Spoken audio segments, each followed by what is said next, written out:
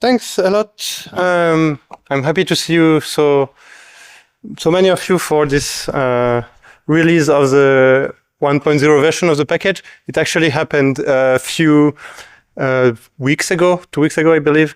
And I'm just very happy to be able to tell you a little bit about why it took so long and what it's all about. First, it's not only me, really. It has been a bunch of people that are working on it for now several years. Not that the package is necessarily extremely big, but it took time to think about all what I will present to you now. But first, maybe you are wondering what is interval arithmetic to begin with? Fair question. And the first thing I think I really have to put forward is that it's not a new idea.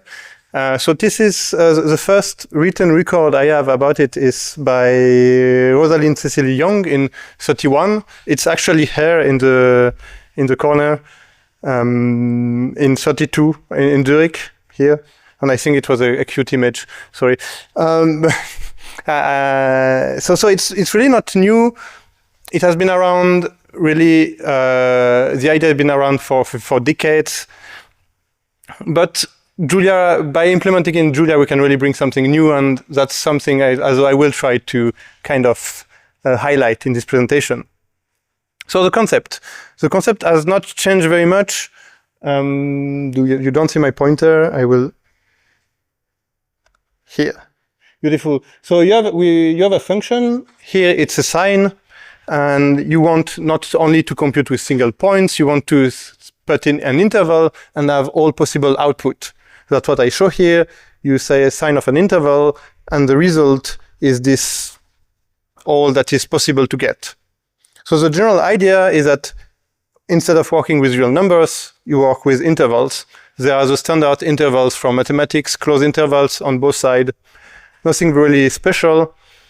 And what we do that is a bit more interesting is that we replace a real function by a function that takes as input and output an interval, with the property that for every point of the input, its image should be included in the output.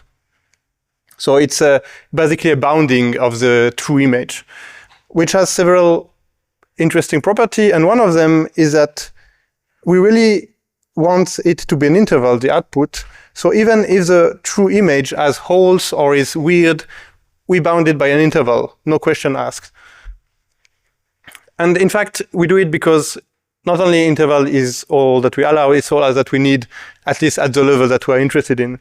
For example, if you take this function, it's a piecewise function, quite simple. If you use an interval that goes above the discontinuity at 0, in principle, the image, you get two pieces, -1 to 0 and 2 to 4.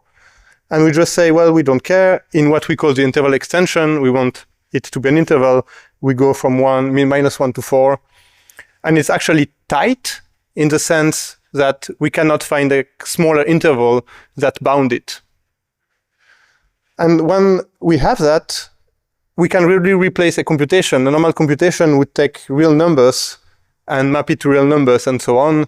And here we map interval to intervals. And that's why we kind of call it arithmetic, because then we replace all real numbers by intervals, and it's self-consistent. Of course, we can go to higher dimension.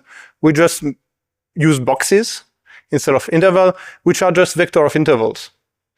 We don't even have a special type for them anymore. It was a long discussion. We just say a vector of interval is a box, and each dimension is independent from the other, which means that in general, we lose a lot of accuracy, because maybe the set that we want to bound is not a square. And in this case, we don't care. We still box it with a box. So that's the basic. And the way it's implemented in interval arithmetic is basically extensive use of multiple dispatch. So we define the basic operation, plus, minus, sine, exponential, logarithm. And then, well, if you use them in your code, or if any package use them in their code, they immediately work with intervals. For example, here I use an example linear algebra. Linear algebra do not know about interval at all, in principle. But we can just say, okay, I make a vector of interval and ask for the norm. and everything seems to be working. Nice. So that's already great, but in the interval community, we want to go a bit further and give what we call a guarantee or a rigorous computation. So to understand what it means is a bit more technical, but not very complicated. The idea is that your interval is not actually bounded by real numbers. It's bounded by floating point numbers, right? Because that's what you have available to you. So when we speak of interval extension, we say, okay, we want the image for any real number in this interval defined as floating point numbers to be included, right? There is a little thing that we want the result to be true for any real numbers, even the one that we cannot represent. In practice, it's technicality. It means we have to do rounding correctly. And to do rounding correctly, we use several libraries, rounding emulator, crlibm, or MPFR, depending on if we are using standard floating point numbers or big float. And another consequence of that is that we cannot be absolutely tight in general, simply because some numbers cannot be represented as floating point numbers. Typically with this operation, when you divide 1 by 10, it was mentioned earlier today in another talk, you get 0.1 is not, you get something that is not quite 0.1. You can see it by just showing all the decimals of the number. And what it means is that we are losing accuracy, but losing accuracy do not invalidate our result. It just means we are getting oversized interval, bigger bounding boxes that we could have because of how we do the computation. Typically, if the true image is these things in green, the best enclosure would touch it on every side, but maybe because we compute it with a computer with floating point numbers, we can only bound it to this bigger blue box, but still we can guarantee that this bigger blue box contain all possible images of the input, which is nice. So this is so far great, but not very different from other interval implementation in the world. What we have that is special is the question, how do we make interval interact with other numbers? Because one thing that we have in Julia is that in integer plus floating point numbers automatically promote things and we can put them together. And so the question was, well, for example, do we want interval to be a real number? It was very controversial because intervals are not real number. They are not. It's something different. But can they be of the real supertype is a different question in a sense. And in fact, we would really like them to be, because then it means all these functions defined for reals can be used. You can put them in and it should work. We'll come back to that. So, okay, let's make interval reals. But then we started noticing that nobody really knows what a real is in the Julia land. And here, for example, the properties were interesting for interval: arithmetic operations, comparison, equality, and set operation. And the arithmetic, no problem. That's what I told you before: sine, cosine, logarithms, plus, minus. We can define them, replace them, good. Comparison, you can do it with real. But with interval, well, if I ask you the interval -2, -1, is it smaller than 0? You can say, well, yes, for all possible value in this interval, it's smaller than 0. Suddenly, if I ask you -1, 1, is it smaller than 0? Well, sometimes yes, sometimes no. So we introduced this ternary logic, which I call true-false error, because we could return some other third value missing or something like that, but then the error will just pop up somewhere else in your code in the next if statement. And we decided that it was not very helpful. We would rather error directly so that we can tell you, okay, here you have some ambiguous question. And an unfortunate consequence of this idea is that equality, we lose some property of reals. Because again, if two intervals are disjoint, well, they cannot be equal. But we have now that an interval is not equal to itself, because we say an interval replaces a real number. And so when we say, is this interval equal to itself, we really mean for all members of this both interval are they equal, and it's not true in general, so it errors. And I think it's very annoying for beginners, because you would like equality to be overloaded to mean they're equal, but then you cannot have equality of reals and equality of interval with the same operator. And it's even worse with set operation, because reals do support set operation. 1 in 1 is valid Julia. It's true, because all real numbers in Julia contain themselves, which lead to this hilarious situation where the question is an interval in itself can be interpreted to be true, because it's a real, it contains itself, can be interpreted to be false, it's an interval, it contains real numbers, and can be interpreted that it should actually always error, what we did, because we had endless discussion, but then at the end, yes, we don't know, there is no clear interface for real, so we have to kind of move with it and say, okay, no, we give up. If we want set operation interval, they exist, they are implemented, they have another name, and the error will tell you what you should use instead. But it means that we will never give you something unexpected, because, for example, if this here was true, interval equal interval true, it may be that it was replaced in a computation that was meant for reals, where it would not necessarily be true and give you weird bugs that actually happened in the past. And now it's not possible anymore, because in doubt, there is an error. Okay, good. But that's not the end of our problems, because we have another question when we interact with reals, is that sometimes we want to mix intervals with reals. It's not only that we replace all the floating point numbers with an interval. For example, this is an interesting question. An interval plus 0.10000 something, what does it mean? Because maybe it was input by the user as 0.1. Maybe it comes from another computation that was done by who knows who. Or maybe it's actually exactly the number intended. We have no way to know. So we cannot guarantee that the result of this computation is rigorous. We cannot guarantee that for the input, all the output will be included, because there is this second number that could come from anywhere. And that was also another long discussion, is that do we allow it at all or not?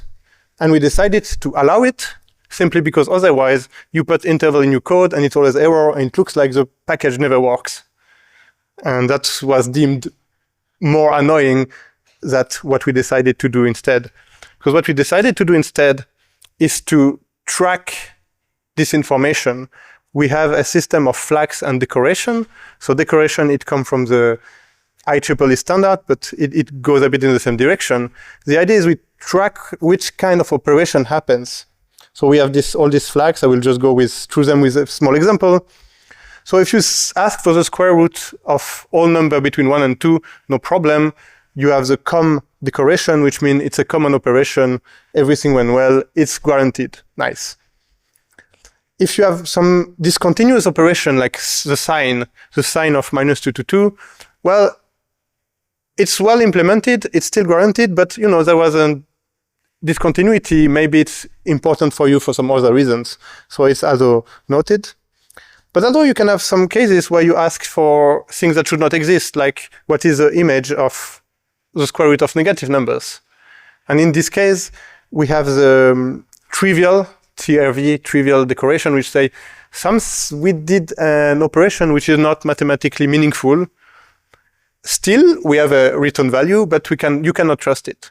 And you should not trust it, because something weird happened. And our new invention was to say, well, let's do the same when we mix with floating point numbers. We mix with floating point numbers. We don't know where the other number comes from. We just flag with not guaranteed or not good. You can interpret it as you want, saying it's not rigorous. It works. If you don't care about rigor or correctness, you can use it, but otherwise be careful. And we went still a little bit further because internally, and if you want, you can access to it, we have this bare interval type. Bare interval is not a number in the Julia sense either, really. It will error on everything except operation with other intervals, which means that if you are paranoid and if you are inclined to use interval for your computation, you may be a bit, it's not, you would use this version because it will never allow you to do any comparison, any weird operation, any mixing with anything that is not an interval. And the other thing is for people that are actually confident that they are doing something correct, you can actually tag a function or a number saying, okay, all the literals I've put in are exactly the number I intended, which is very unlikely with 0.1, but that's not our responsibility anymore because you put exact directly, it's on you. And the nice little things why we used this macro is that you can still use a function with floating point numbers and get floating points output. Because the alternative is to say, well, just replace this number by an interval, but then it always gives you an interval as an output, which is in general not what you want. You really want to keep this idea of multiple dispatch where when you have only floating point number involved in your operation, you get a floating point numbers out, but if you put interval, you get intervals out. And that's exactly what it does. It will just promote, it will actually say that this is a number tagged as exact and promote it to a number when interacting with number, promoting it to an interval when interacting with intervals. That way we can keep both things and not lose too much. So, and this is the full implementation that we have. We can say we have a full Julian implementation of interval arithmetic. So just to have an intermediate conclusion, it gives rigorous bound on arbitrary computation. It's rigorous in the sense that it will always bound the true image and it will tell you if something goes wrong. We are in near compliance with the IEEE standard on interval arithmetic. This is a full standard. It's like 70 pages, and I hate it. And we say near compliance not because we are something that are not in compliance. It's more that some of the functions live in another package because it was a weird addition to the standard to begin with. I have a lot of opinion on IEEE standards now. But yeah, so it's technically in compliance. And it's a drop-in replacement for real without sacrificing the guarantee that is the whole point of interval arithmetic in the first place. And this is really unique a bit to the Julia implementation because as far as I know, in the other implementation in MATLAB or C, well, when you work with interval, you can work only with intervals. You're not allowed to just drop it in another type of function or add it to an integer or a floating point number. And what I would like to do for the few minutes I have left, well, I have actually more time than I expected, is just to show you two simple showcase of how you can just drop or use interval with other packages, and in particular, how you can use it with forward diff. Because this has been shown actually in an old book that you can, if you do forward automatic differentiation with intervals, the derivative is also guaranteed, which is nice. So we can bound derivatives for free. I put a little asterisk here because we have still an extension because we had problem with dual numbers and intervals, but in principle for free. And what we do is we take our favorite function. So I choose this one because, well, sign of exponential, it's just oscillating more and more, and it's divided by something, the amplitude goes down. Unclear what the derivative is doing at high numbers. Does it go to 0? Does it become infinite? Not so clear. And you can simply define your function with at exact because we don't trust the 5 either. So you have to actually tell, I trust the 5. The 5 is what I wanted. We don't trust integer neither. We trust no. We don't know where they come from. It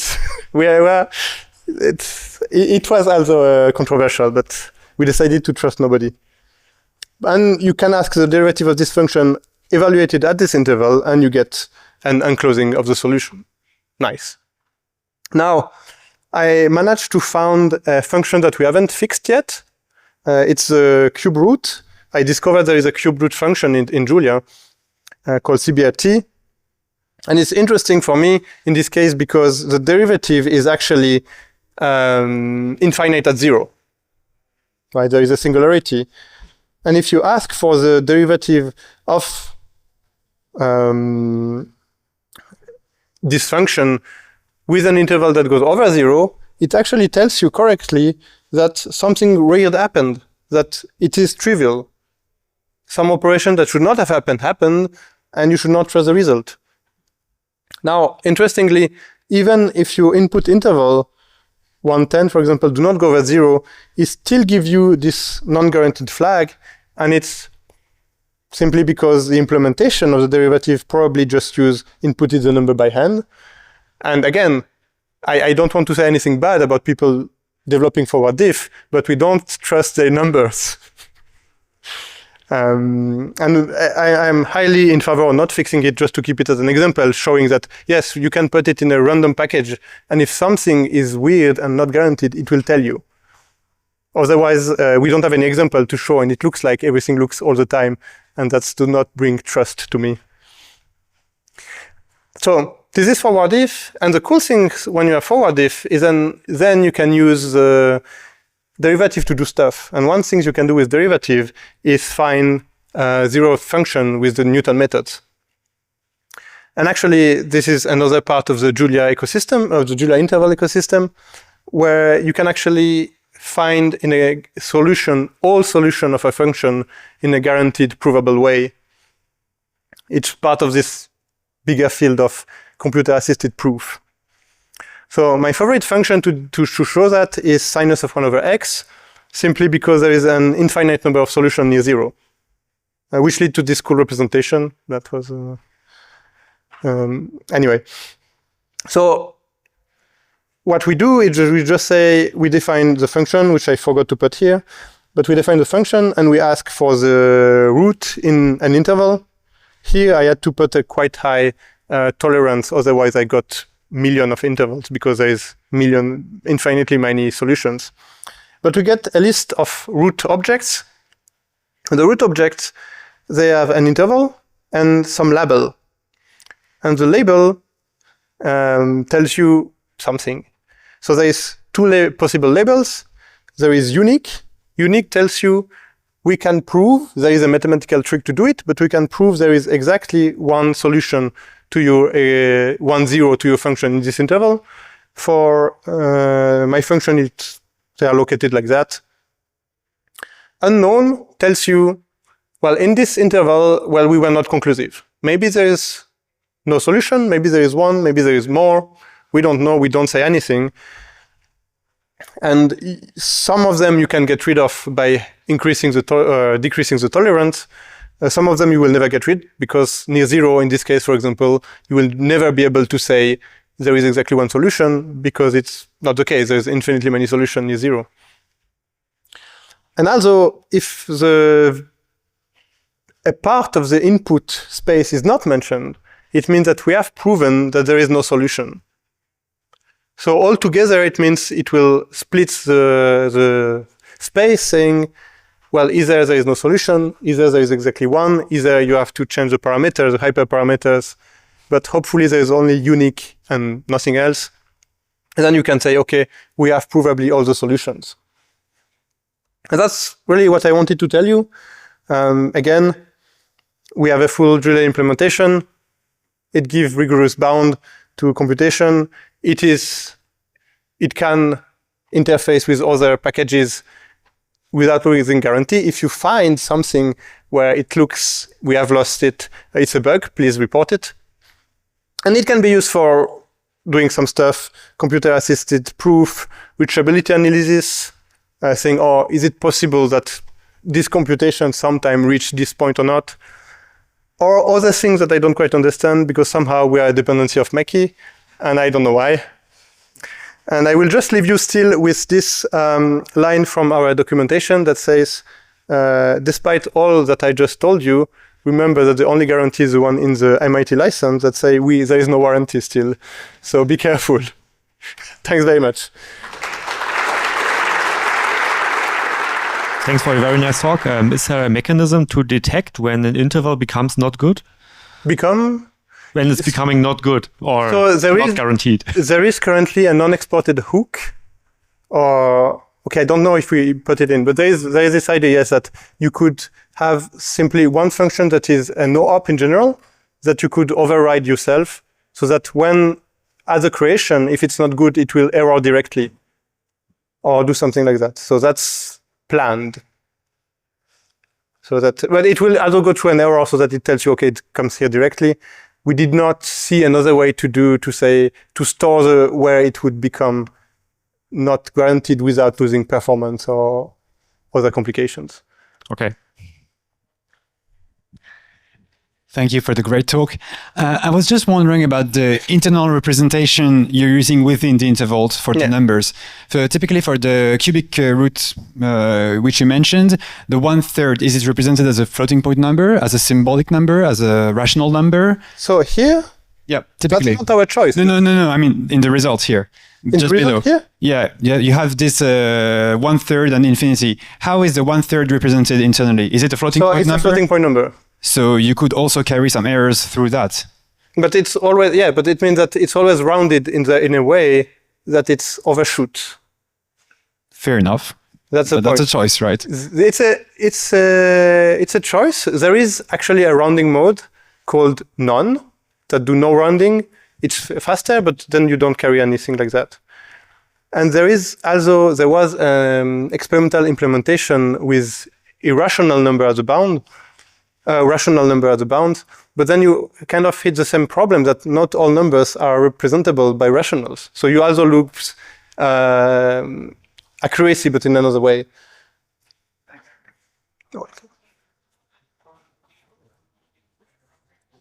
Talk. Very simple question. If I give you a matrix, can you compute the eigenvalues? Yes. Thanks. But there is yes, the thing is, the default, so the best algorithm for floating point numbers is not the best algorithm for intervals. So there is a package called interval linear algebra that implement other type of algorithms that are more suited for intervals, because you're always at a risk that the interval you will get is -infinity to infinity, which is always correct, but probably not very useful. So there is a question of how tight you can be for especially high-dimensional problems is quite difficult. How do you interact with dictionaries? Can you put an interval in a dictionary? Yeah, it's just a real number, according to Julia. And so does that mean you define is equal? Dictionary. Oh, you mean as a key? Yes. That's a very good question. I never tried. Okay, thanks.